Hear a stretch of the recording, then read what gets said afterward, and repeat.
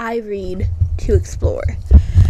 I don't read to explore actual places. I don't read to explore scenarios. I don't read to explore the actual world around me. I don't care about where a book is. Really don't care about any of that. What I want to explore is characters and relationships and themes and sociological problems and how these are represented in books. That's what I care about. That is what I want to learn about. Nothing disappoints me more than when a book tells me it's going to do that. When a book promises to do that in the blurb and then it doesn't. I am promised an exploration of art and power and beauty, and that is not what I am given. These are colors that call. She's Too Pretty to Burn by Wendy Hurd is a 2021 release. I received an e-arc from the publisher via NetGalley. It was published March 30th, 2021 by Henry Holt & Co., which is a imprint of Macmillan. I first heard about this book, I believe, in the summer of 2020. Might have been the winter of 2019. I could not actually tell you when I heard about this book, but I know that as soon as I heard about this book, as soon as I saw the cover, I was in love with it. It is a psychological thriller that is about these two young women. They are 17, about to be seniors in high school, and they meet at a party. One of our main characters, Veronica, is a photographer, and she ends up trying to get a picture of our other main character, Mick, short for Michaela, and Mick is uncomfortable in the camera, so she doesn't get the picture, but she ends up eventually getting one as they are hanging out by tricking her into allowing her to take a photo. And this spirals. The photo ends up posted on Instagram, and they get some modicum of internet fame. And one of Veronica's friends, her best friend Nico, ends up a little obsessed with Mick. And from there, things get twisty and things get dark. Now, this isn't going to be a spoiler-free review because I don't do spoiler-free reviews. I'm going to go over every twist and every turn that happens in this book, and that's going to be interwoven with my thoughts. So if spoilers are something that you don't care for, please click away now. I will be doing my best. In order to better discuss the book, I will be giving a quick plot refresher to anyone that happens to have read the book and for those who have not but are still around. We open with a flash forward. We open to Veronica lying in the desert, bloody and dying, while she watches the man that wants her dead on the top of a cliff. We don't know what happened. We don't know what has led us here. And that is all we get. We then go quickly to the first chapter in the present with Mick. We learn she is a swimmer, we learn her mom is a model, and we learn of her fear of the camera. We also learn that her mother is holding her savings account over her head and coercing her into doing a mother-daughter photo shoot for her for a bikini line. Or it's a lifestyle line. They have to wear bikinis, that's what I know. That night, Mick is going to a party with her friend Liz. Then we cut to Veronica, who is already at the party. She texts her friend Nico, asks him when he's coming, and he says that he's going to be late because he has to pick up some blood from the butcher for the installation. Eventually, Mick arrives at the party and the two hit it off. Veronica wants to take a picture of Mick, but when she goes to do it, Mick shies away from the camera, not violently, but passionately, and they have a conversation about Mick's phobia of the camera, and they decide to leave the party together because they're not having fun, and they spend the night in San Diego just exploring. Veronica, who's obsessed with getting a picture of Mick, tells her that she has no more film in her camera, and that they should take a picture of Mick so he gets used to the camera and stuff without any actual picture being taken. That is a lie. There is film in the camera, and Veronica takes a picture of Mick. Before they part ways, Veronica invites Mick to the art installation that Nico is hosting the following night. The next day, we see Veronica developing these pictures that are black and white, taken on an analog camera. So she's developing these pictures, and she gets really into it, losing herself and developing more than she meant to, doing 10 total prints. And Nico sees these pictures, and as soon as he sees them, he becomes a bit obsessed with Mick. This isn't something we learn at this point in the narrative, but it is something that's hinted at and something that is revealed later on. They go to the art installation, which is a stolen forest. They took trees that had been cut down from a nature reservation and have moved them to this warehouse in order to protest the destruction of nature and to let the public know about the art installations that are coming in this series. There are 4 total, I think, that are revealed that night, maybe 5. I know there are 5 total, but I think only the 4 are mentioned that night. At this event, Veronica tells Mick about the picture she took, and Mick is betrayed. But they end up talking it out, and they decide to post the picture on Instagram with the simple caption, "Just kissed," with no hashtags and nothing like that. However, Veronica goes and adds some hashtags to the photo, which leads to it going viral. They go to the pool where Nick works, and Nico is playing with a bunch of the kids at the pool, and during Mick's 10-minute break, she goes over and talks to Veronica about everything. So while they're talking, while they're having a cute little moment, Mick sees that there is a child at the bottom of the pool and goes to save him. The child is dead. He's 6 years old, and we learn later that Nico lured that kid to the pool, to the bottom of the pool, and left him there in order to see Mick rescue him. After the day at the pool, the picture ends up going viral, and Mick is not comfortable with this. She is upset about the photo. She's upset about the captions that were taken, and she feels like her autonomy has been stripped down. She gets into a fight with Veronica about it and storms out. Now, later that night, there was the plan for Veronica to go and photograph while Nico did one of his installations. Nico tells Veronica to stay home, and he goes and finds Mick, who he asks to take the photos instead. They end up going to I don't quite know what the building was, I can't remember, but they end up going somewhere where a political event hosted by, I think, the governor, he might be a senator, is being held that night. What happens is that Nico spills the blood he got from the butcher onto the guests as they are leaving the event and throws feathers on them. Mick ends up taking the photos, and they after police see them on the top of the building, they run and hide in a pool. This is where Mick gets a taste of what it's like to hang out with Nico and gets a little bit obsessed with it. Later that night, when Mick goes home, she gets into an argument with her mother about the photo.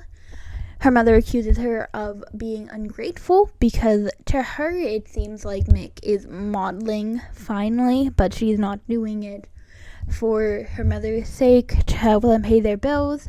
She also reveals that they lost the mother-daughter modeling gig that the mother had lined up, and she kicks Mick out of the house because of this, tells her to pack up anything she can't live without because it will be gone by the time the mom has to move out of the apartment. So she packs up her stuff and she goes to stay with Veronica for a few days, not telling her about the severity of the situation, just saying her mom kicked her out for a few days and that she'll be able to go back soon. A few nights after that, there is another part of the art series that Nico is doing. There's one called Ring of Fire.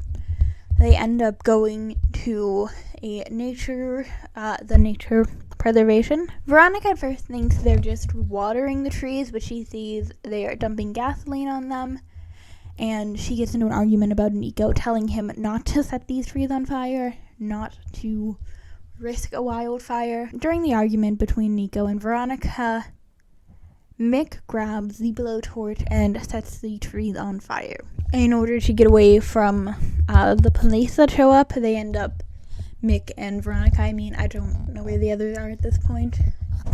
They jump into the ocean and they get caught in riptide, leading to Mick almost drowning and Veronica rescuing her.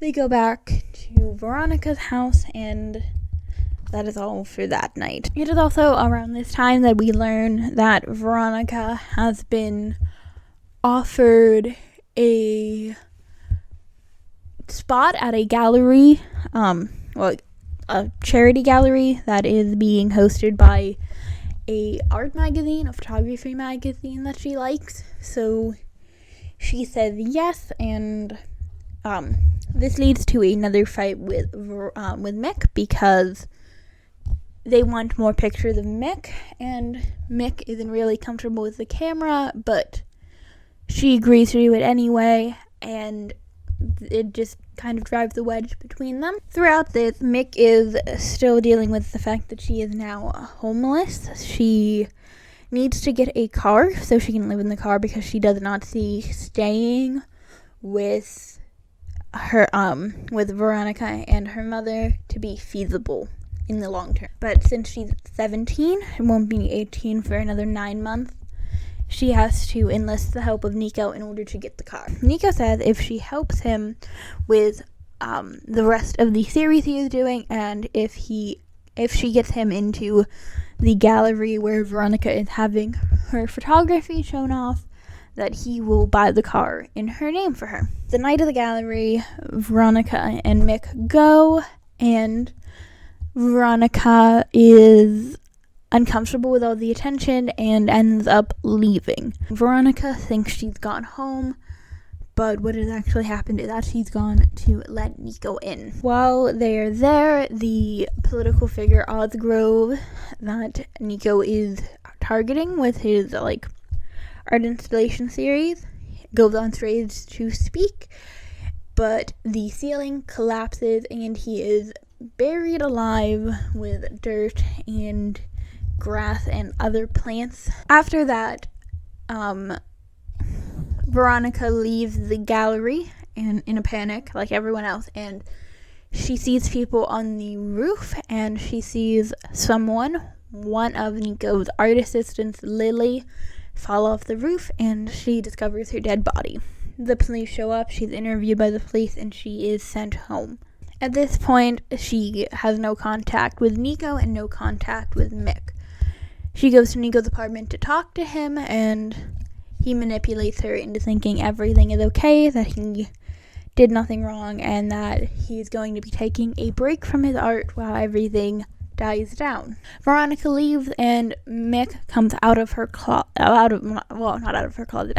closet. For the next few days, Veronica has no contact with Mick.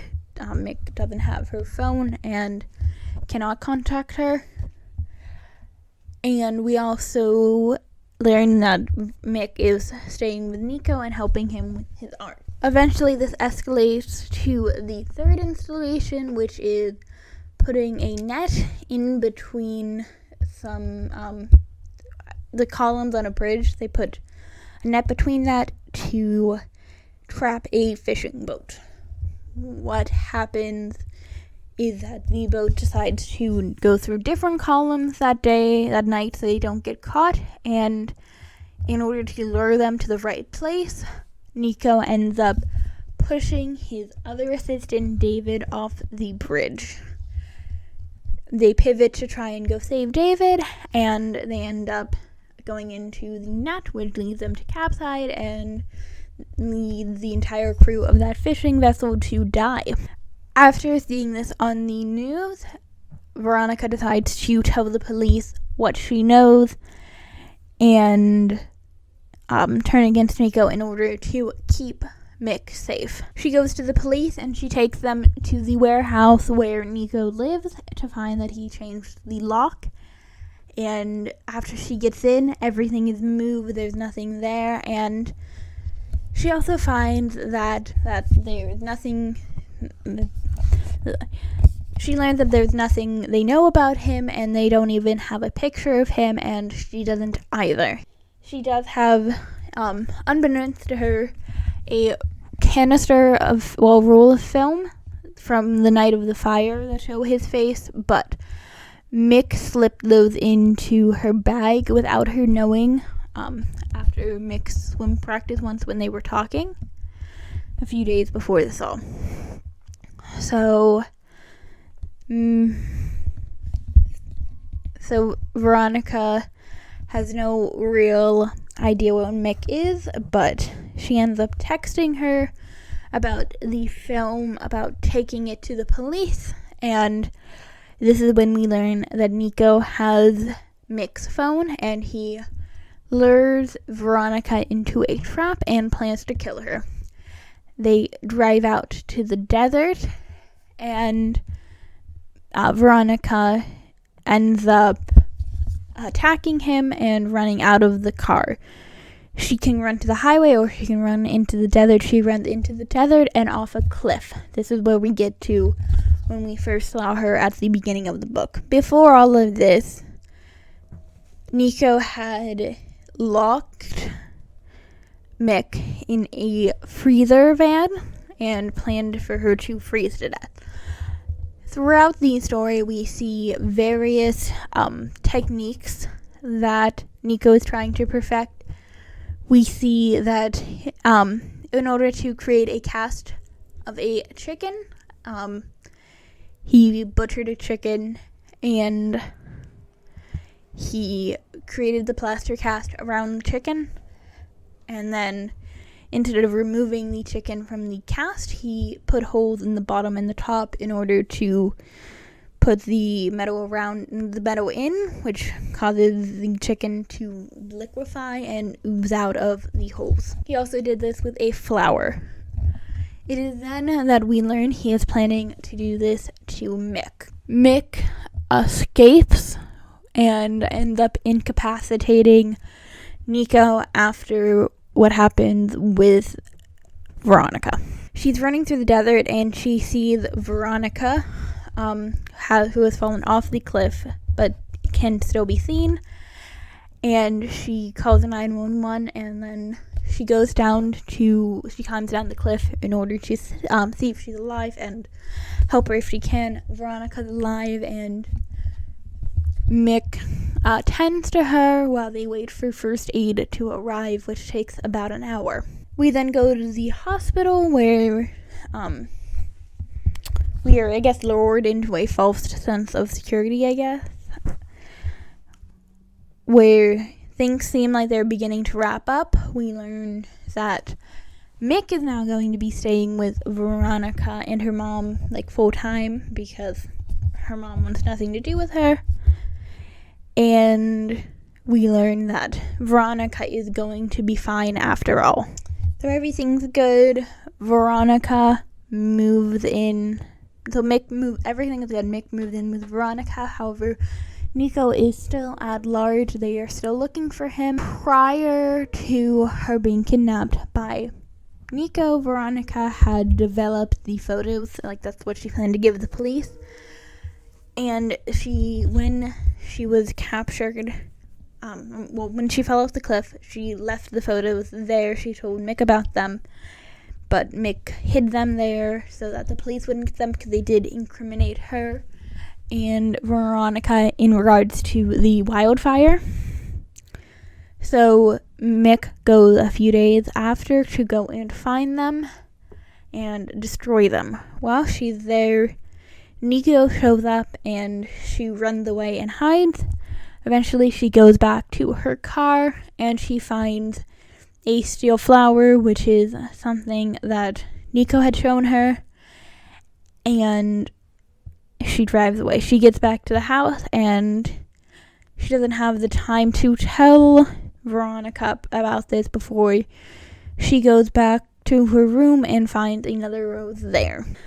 Then we get a Nico chapter where Nico just goes into the chaos he plans to create and the 5 fires he's set, and how he's put bombs and planted fireworks places with the homeless and with children. So then we go back to Mick, and they are watching the news as this all unfolds. Our final chapter is with Nico, where he basically just talks about his obsession with Mick and says she's too pretty to burn. I didn't like this book. I don't know if that came across in my summary, but I did not really like this book. I think it started strong. It was intriguing and it pulled me in, but when it comes to the exploration of art and beauty and power that I am promised, it is not what I was given. The entire first half was set up, and there's some action sprinkled in, but it was just set up. And while it was fast-paced setup and character building setup, which I enjoyed, it was still just setup. There was no real thematic exploration at that point, and the way the book was going, I knew I wasn't going to be getting much thematic exploration.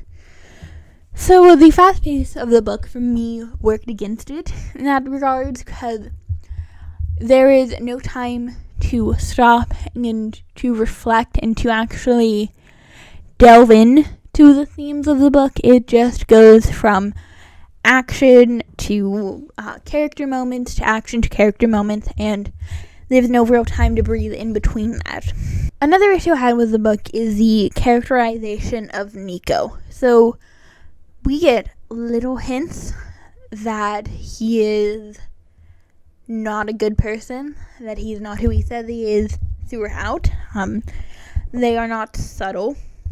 They're little, but they're not subtle. He starts a wildfire. He is willing to butcher chicken for his art. And then, melt that chicken's body in order to create a statue of it. And he just has a rather shady presence overall. I think this is another place where the fast pace and the brevity of the book doesn't really work. If the book were slower, if the book were longer, it would have allowed for a more slow, subtle descend into villainy for Nico, which I would have made him a more compelling character to me. And it also would have allowed more development of the relationships between these characters, which would have given more emotional stakes to it. And there's also no real exploration of art and beauty and power. It is really just about Nico and his descent into madness. I have not read The Picture of Dorian Gray. Maybe this book is very accurate to that source of inspiration, but I don't know. But the quick action nature of it didn't work for me. It is pitched as a psychological thriller, and I wanted more of the psychological and less of the thriller. It just felt a lot like a thriller action film, and that's fine. There's nothing wrong with that, but that is not the expectation I had going into this book. And overall, it left me more than a little disappointed because of that. One of our main characters is Latina.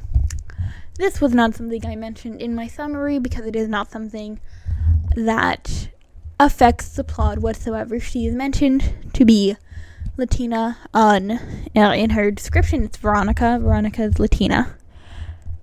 And she's mentioned to be Latina, and that doesn't come up at all after that. There's no integration of it into her character. She is just mentioned in a throwaway line to be a fair-skinned Latina. I would not have critiqued this book for having a white cast, an all-white cast. I would not have critiqued the book for it. Wendy Hurd is not going to be the author I go to if I want representations of people of color. If I want representations of black people, of indigenous people, and of other people of color, I'm going to go to those sources for that.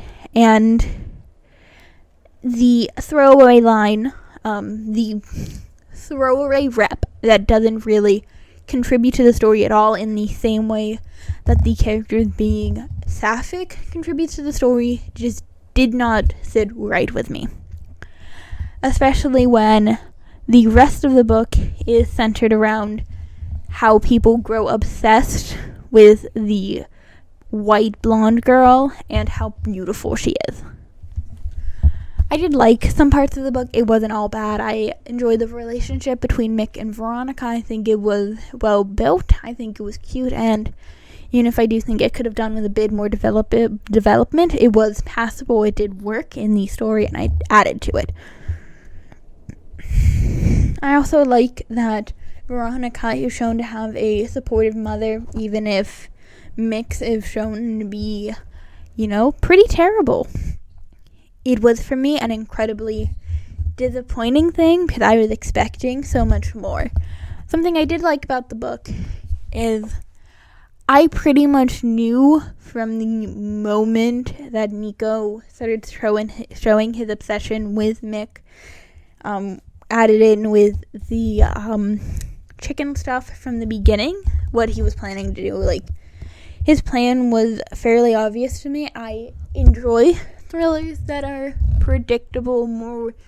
I enjoy predicting thrillers than being right. I also really enjoyed the writing. I think while at times it was, especially at the beginning, a bit cringy, it worked with the story and really made it feel incredibly fast and contributed to the pace of it.